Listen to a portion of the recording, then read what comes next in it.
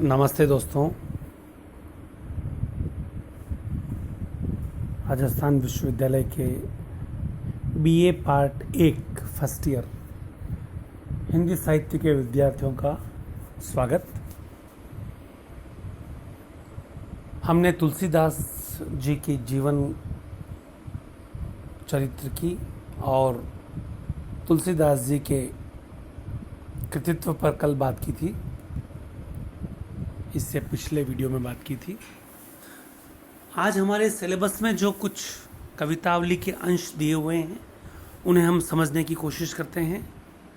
जैसा कि हमने कल समझा था कि कवितावली तुलसीदास जी की लिखी हुई प्रमुख 12 कृतियों में से एक है। इसके विभिन्न कांड हैं, उसमें अयोध्या कांड एक इनका अध्याय है। वहीं से कुछ पंक्तियां आज जो सिलेबस में है उनको उठाई है हमने।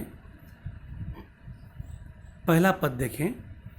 पुरते निकसी रघुवीर वधु धरि धीर दये मग में डग द्वय जल की भरी भाल कनी जल की पुट सूखी गए मधुराधर वे फिर बूझती है चलनो अब कैतिक पर्ण कुटी करी हो कित वै तिय की लखी आतुरता पिय की आँखियाँ अति चारु चली जलज्वय। राम और सीता वन गमन।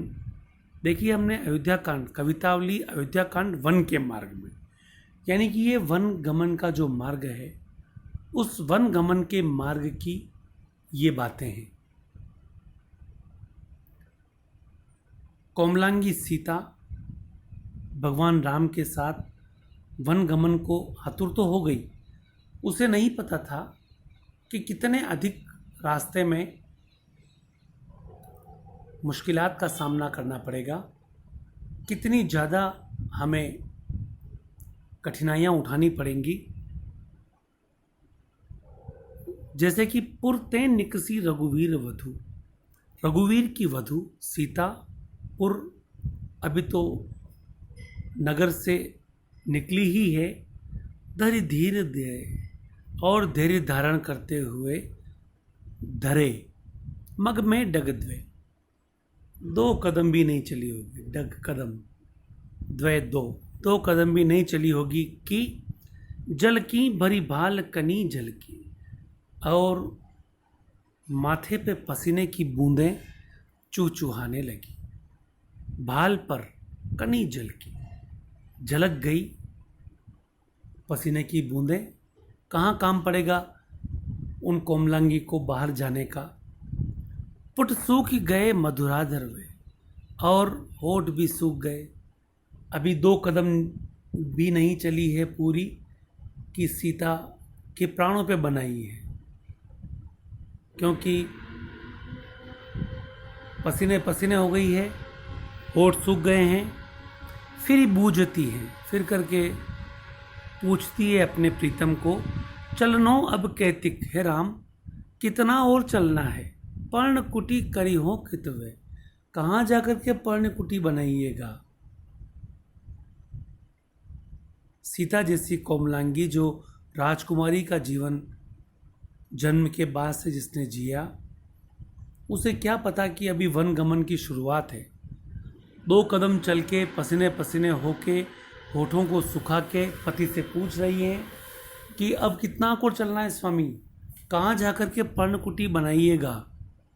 तिय की लखी आतुरता, और अपनी पत्नी की इस आतुरता को देखकर पिय की आँखियाँ, प्रीतम यथार्थ भगवान राम की आंखें अति चारु चली जलचे, आँखों से भगवान राम के करुणावश आंसू बह निकलते हैं।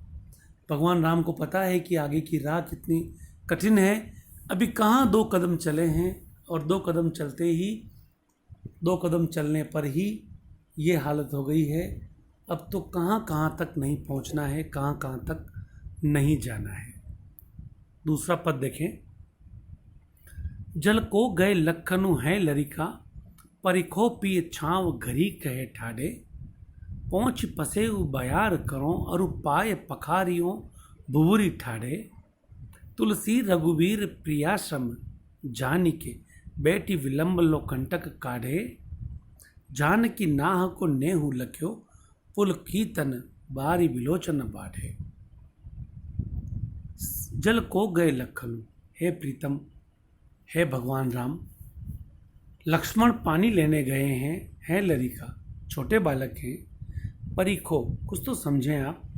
पिए छां घड़ी कवे ठाड़े, आइए कुछ देर है प्रिय, हम घड़ी भर को छाया में बैठते हैं।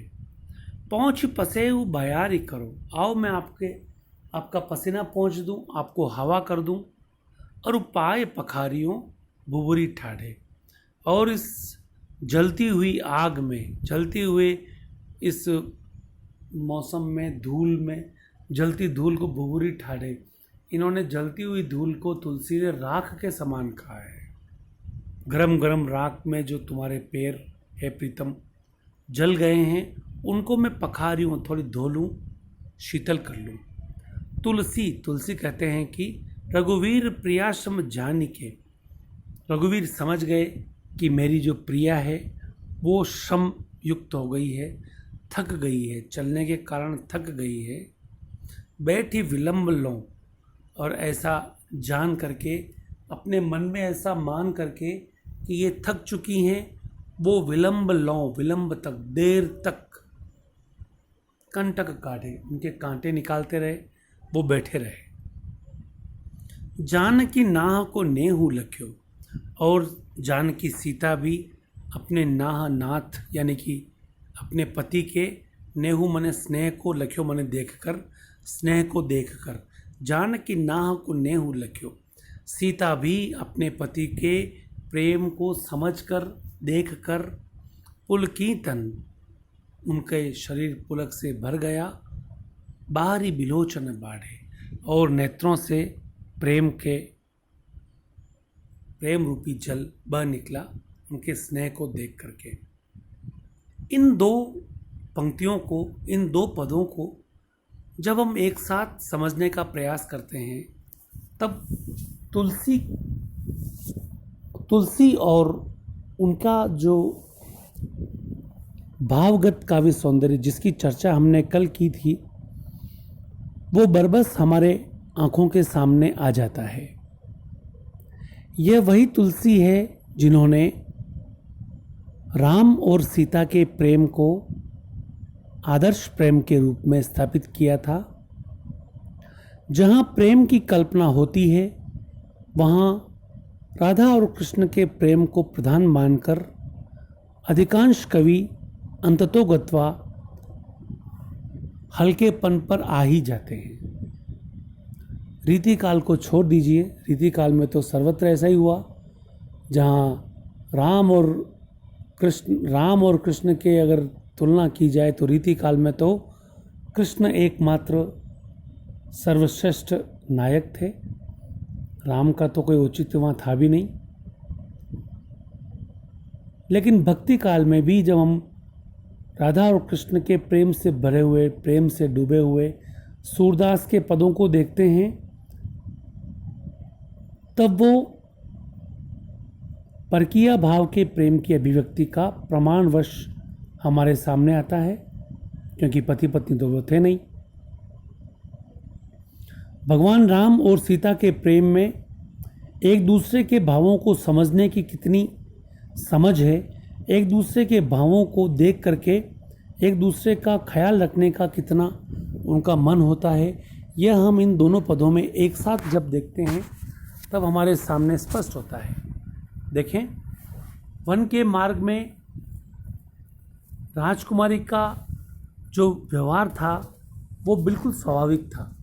उसे नहीं पता कि कहाँ चलना है, कितना चलना है, और जो उनकी प्रतिक्रिया थी शरीर की, वो भी बिल्कुल उचित थी, क्योंकि बाहर निकलती पूछती है कितना को चलना है। और भगवान राम की आंखों से आंसू बह निकलते हैं, क्योंकि वो जानते हैं कि अभी तो शुरुआत है, अभी पता नहीं कितना चलना पड़ेगा। तो यहाँ भी बहुत सधे हुए शब्दों में और प्रेम युक्त शब्दों में एक दूसरे की भावनाओं को समझने की कोशिश है, और दूसरा तो पूरा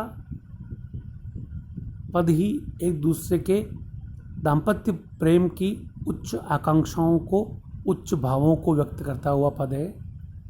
जहाँ कवि कहता है कि सीता राम से कह रही है कि रुकें, लक्ष्मण पानी लेने गए हैं।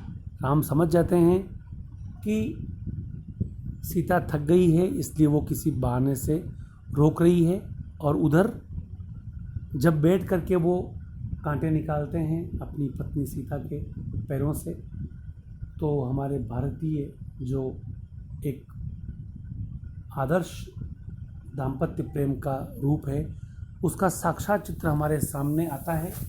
दोनों एक दूसरे को विश्राम पहुंचाने के लिए छाया में रुके रहते हैं, एक दूसरे की केयर करते हैं, और इस प्रकार दाम्पत्य प्रेम का एक भारतीय आदर्श तुलसी ने इन दोनों पदों में व्यक्त करने का प्रयास किया है।